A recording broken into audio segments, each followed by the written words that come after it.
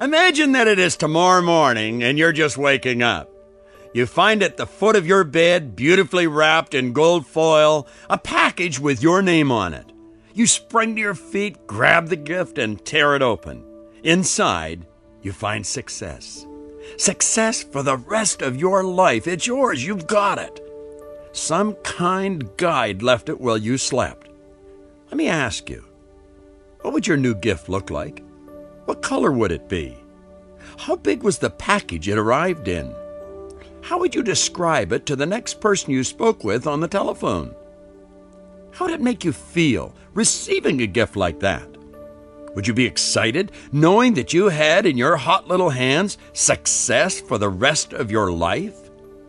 You're very likely smiling at this point and possibly thinking, this guy Proctor should be writing comic books. This is a great fantasy. Listen up, my friend. This is no fantasy. The important points I just spoke about, the part that said you had the gift of success for the rest of your life, is a fact. You've got it. You may not know that you have it. In other words, you might not recognize this wonderful truth, and if you don't, you certainly have not been able to enjoy or share your success with your loved ones. But you've got it. Look at it this way. Bring your full conscious attention to bear on my voice, the sound of my voice, how I am sounding out each word. Next, shift your attention to an object that is within your sight. I can see a white cordless telephone in front of me. Bring your attention to bear on an object, any object, in front of you. If you're listening to this in your automobile, focus on your rearview mirror. All right, now, I want you to think of the ease with which you flip your attention from the sound of my voice to whatever object you chose to focus on. It took no effort. Well, with the same amount of effort, you can literally go from being unsuccessful to successful, from feelings of lack and limitation to a feeling of abundance in all areas of your life. It has nothing to do with how much money you have, how old you are, where you are, who you are, or what you've done in the past, or even what you are presently doing at this specific moment. It's the direction you are going. It's the direction you choose to go with your life, and it is your choice. Activate your imagination for a moment. We're going to create a hypothetical situation of an individual who's filing for bankruptcy, going through divorce court, on crutches, with no particular place to sleep tonight, nothing to eat. Yet, the individual is successful. The old conditioning or the old paradigm you might be operating with could be causing you to think a person in the situation I just described, bankruptcy and all, sure doesn't look or sound successful. And of course, that is generally where the problem with most people begins. They're going by what they see and hear, which is pretty natural. That is what we're taught to do from birth. That kind of thinking will cripple you every time.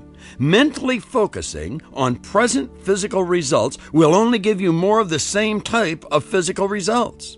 This hypothetical individual, who was surrounded by the overwhelming negative results, could have suddenly become aware of the bold, bare, beautiful truth that success is a direction, which begins with a decision and has absolutely nothing to do with anything outside of himself. At the precise moment the hypothetical individual made a decision about what he wanted, and he knew what he wanted, and then made another critical decision, he would let go of the past and move in the direction of his dream. That's it. That was the magic moment that made him successful. Success is achieved by making a decision. Earl Nightingale used to tell a story of a successful businessman who was asked when he became successful. He replied, "I became successful when I was sleeping on a park bench because I knew where I was going and I knew that I would get there." The obvious question then is, if success is that simple, why do so few people participate? They don't know, and they don't know that they don't know. That is why so few people enjoy success. If you had a couple of ton of gold bullion buried in your backyard, but you didn't know it was there, how much good would it do you? It wouldn't do you any good because you didn't know it was there. The only real problem anyone will ever have is ignorance, not knowing. There are so few people who are truly successful, and so many others who desperately work hard all of their lives attempting to be successful, that the average person is deluded by an overwhelming amount of evidence which indicates success is hard to obtain, and those who do achieve success are either lucky or extremely brilliant. The great majority of the population is so busy attempting to make ends meet that they never take the time to actually do proper research or make an in-depth study of highly successful people. Every person who has made such a study has arrived at the same shocking conclusion. Success is merely a decision. That's it. You must decide what you want and then begin moving toward it. You decide now, right where you are, and you begin with whatever you've got. That's it. Don't argue with it. Success as a word or as a concept has fascinated people for centuries. It has probably been analyzed and discussed as often, if not more, than any other word in this or any language. However, relative to the total population of any country, there are only a few people anywhere who understand what success is all about, what the word means. Although there would understandably be some, there are very few people alive who have invested more time studying this word than myself. I have spent almost all day, every day, for 33 years analyzing success. Over the years, I have had many failures, but I have also had numerous exciting wins. I've enjoyed these experiences on many continents around the world. I believe it is important for you to understand this did not all take place in my own backyard, and there have been millions of dollars involved. The wins and the failures have both proven to be extraordinary personal learning experiences. I share this with you in support of my claim to understand the subject success. I have come to the firm conclusion that the very finest and most accurate definition of success I can give you is one my former employer and associate, the late Earl Nightingale, gave to me many years ago. Success is the progressive realization of a worthy ideal. When you give this definition of success the thought I have given it, and tested it as I have, you will realize just how perfect a definition it is. Earl Nightingale invested 17 and 1/2 years searching for this secret, this definition before he found it. He left this world 40 years later without changing one word. Add to that what I previously mentioned, that I accepted Earl Nightingale's definition of success and have worked with it for well over 30 years, and you'll not alter a single word. Success is the progressive realization of a worthy ideal. I'm really making this sound simple, aren't I? Well, it certainly appears simple, but like so many other things in life that appear fairly simple, they're not that easy, nor are they that simple. They require thought. Think of it this way. Intellectually, most everyone would think they understood Earl Nightingale's definition of success. The progressive realization of a worthy ideal. Just decide what you want and go for it. But there's more to it than that. You have to take it apart and analyze it. Let's take that word progressive. Progressive does not mean that you go at it with everything you've got for a day or two and then you slacken off for a week until someone comes along to wind your stem and cause you to take another run at it. Progressive in my dictionary is defined a few different ways, but one of the definitions says this: increasing in severity, intensive. I believe that's what Earl Nightingale had in mind. The realization part indicates an ever-increasing awareness, which would indicate that the materialization of the worthy ideal is becoming more obvious. Then, the worthy ideal becomes very interesting. Let's take ideal first. James Allen, the great Victorian author, put it so well when he suggested that an ideal is an idea that we have fallen in love with, meaning that it consumes our intellectual self, our emotional self, and our physical self. I like that. Now, for the worthy segment of this magnificent definition of success, the word worthy is the stumbling block for most people. Misunderstanding this part keeps the masses in the foothills wandering aimlessly, frequently frustrated, often angry, and too often miserably disappointed with themselves and their accomplishments. It's like the little boy said to his dad, "Okay, Dad, we got the big house, the 2-car garage, the cars, the boat, and the place at the lake. What's next?" Most people are trying to shore up their self-image to the point where they feel worthy of the good that they desire. Consider this. You are the highest form of creation on the face of the earth. You are worthy of whatever good you desire. The question you should be asking then is my idea worthy of me? Is it worthy of my attention, my interest? Should I be giving or trading my life for this idea? Is it worthy of my love? When you begin to look at Earl Nightingale's definition from that point of view, everything changes. What you want becomes so very important. Unfortunately, there are only about 1 or 2 people out of every 100 who recognize what they truly want. Think about it. Only a couple out of every 100 grab the brass ring. I have come to the conclusion that the vast majority of the population reject the real want every time it floats to the surface of their consciousness. Their self-image will not accept it, or they are afraid that if they even mention it to anyone, that they'd be laughed at. So they immediately begin to think of the reasons why they could not possibly have it. Bad programming, negative surroundings, and the lack of proper information and support keep most people lost in the foothills. They never enjoy the view from the top of the mountain. Because we are inundated with information on goals and the fact that you must have them to win, we find a few people setting them. However, these goals are typically for cars or money or buildings. All of these things are nice, and we should have and enjoy them.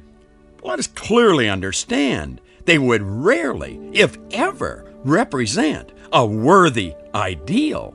They are merely substitutions for worthy ideals, which is probably why we call them goals.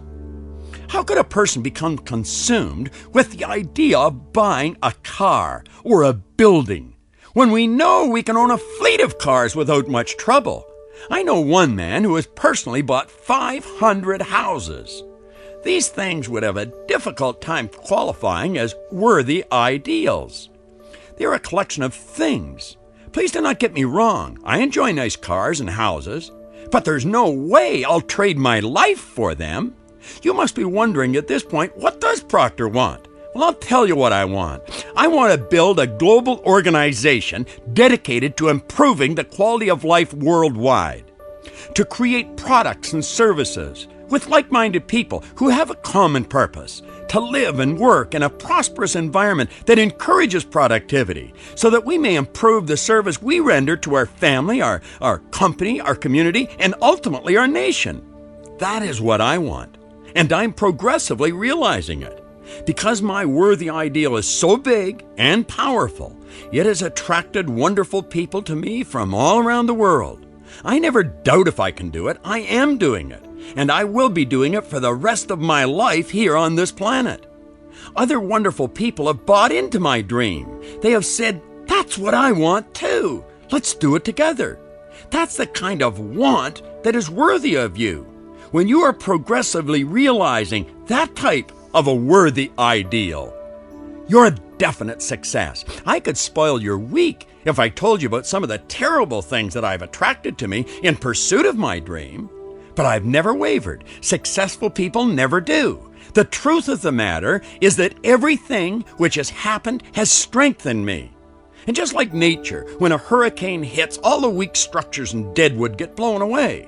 That's the same in life. Don't be disappointed when other people let you down or betray you. Keep going. Nature abhors a vacuum. A stronger form of support is on the way, and nature's creating a space for them.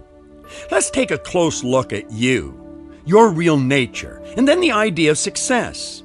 The very core of your being is spiritual. The essence of God is the very nucleus of you. You are a spiritual being. You have an intellect, and you live in a physical body. Now stay with me here. Spirit is always for expansion and fuller expression. It is never for disintegration. God, Spirit, operates in an orderly manner, which is perfect. We refer to this perfect action as law. This is frequently referred to as the laws of the universe. Spirit expresses itself through you. You are an instrument of God. When you are working in harmony with God or Spirit, you are working with an infinite source of supply. As an instrument, the only limits placed on you are the limits that you place on yourself. Because your basic nature is infinite, in truth, there is no limit to what you are capable of. What do you really want? Recognize it, admit it, holler it from the treetops. This is what I really want. You see, my want is real. It's happening. Born Rich, the freeing philosophy, which is the foundation of my life's work, is now available in Chinese, French, Portuguese, English, and it's going around the world from North America to Asia to South America. Your spiritual core keeps jabbing at your consciousness. Be quiet and listen. What do you really want? Everyone wants something big, real big. Don't deny it or reject it. Grab it. Write it on paper. You don't have to know how it will happen. You only have to know it will happen. God had big plans for you when you were created. That's why you were given such awesome potential. The most erudite scientist alive today will not even guess at what you are capable of. Since God had such big plans for you, wouldn't it make good sense for you to have big plans for you? What do you really want? The picture of greatness keeps popping up in your mind. Everyone wants to be great at something. That's our nature. Know that. You would not even be able to mentally see yourself doing something if you couldn't do it. I like what Stella Mann said. If you can hold it in your head, you can hold it in your hand. What do you want? So what if it's still a fantasy? That's how the train and the plane and the car and the fax began. Fantasize. Play with the beautiful images. Then nail one. Say, that's it. That's what I want. That is worthy of me. I'll wake up every morning and be excited about trading my life for that. Yes, I really will. If your friends, relatives, and neighbors laugh at you, get away from them. Don't you dare let them pull you down. There are others who will pretend to be your friends, who go around moody or playing poor me. Get away from them. They'll rob you of your dream. You don't have to get better. You're already beautiful. God didn't make any rejects. The progressive realization of what you want will bring with it a greater awareness. Your power and magnetism will compound. Your want must be big, beautiful, and you must really want it. It does not matter if anyone else wants it or if they want you to want it. It only matters that you want it. If you truly want to live a successful life, you must be progressively realizing a worthy ideal. That is success. And that does require change. You're going to meet up with resistance. But by following the suggestions on this cassette and the suggestions on the cassette on persistence, you must choose a big, powerful want. I'm going to call it the want of your life. Understand the resistance will be strong. It will. But by properly preparing for this resistance, you'll beat it. You will win. Keep in mind that the degree of resistance you will encounter is in direct ratio to the size and the nature of the idea with which you begin to work. The visionaries have always been persecuted before they were recognized and rewarded, but that's okay. They understood what was happening. They realized that when people don't understand something, they have a tendency to ridicule and criticize it. I've taken a piece of literature on resistance by William Penpatrick that I truly enjoy reading. It helps me, and I know it's going to help you. Prepare your mind for what Penpatrick said. Be quiet and enjoy it. Learn. He said, no person, idea, or institution becomes great until great resistance has been encountered. Greatness cannot be achieved until this concept is understood. Unfortunately, the average person is ignorant of this rule to achievement. Mr. and Mrs. Average, in their ignorance, is fearful and reluctant to encounter even slight resistance. They don't want to make waves or be criticized, and they incorrectly feel that criticism will hold them back and prevent their happiness from being realized. In truth, the opposite is the case. Take note, when we begin to change, we are first given resistance by our loved ones, for they fear change because change means facing the unknown. When we begin to make rapid progress or commitment to rapid progress, we have roadblocks thrown up by our friends and relatives. They begin to resist by negative comments and actions, which are devices to cause you to maintain the status quo. Now, if you are to achieve great progress, you must prevail against those closest to you.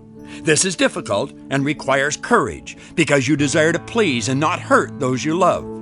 The truth is that great harm befalls your loved ones when you fail to be yourself, to do your thing and become what you are meant to become. This is so because you lose your enthusiasm for life.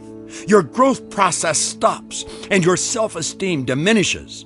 Those negatives are reversed when you stand your ground. And when you have prevailed, your loved ones gain a new and a higher respect for you.